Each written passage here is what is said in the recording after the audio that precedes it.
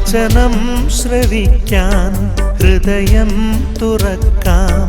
ദൈവം അരുളും തിരുമൊഴികൾ കേൾക്കാം.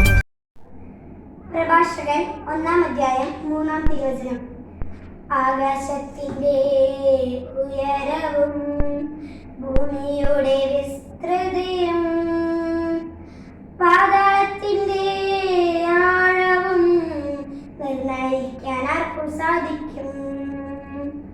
ആകാശത്തിന്റെ ഉയരവും ഭൂമിയുടെ വിസ്തൃതിയും പാതാളത്തിന്റെ ആഴവും നിർണയിക്കാൻ ആർക്കു സാധിക്കും?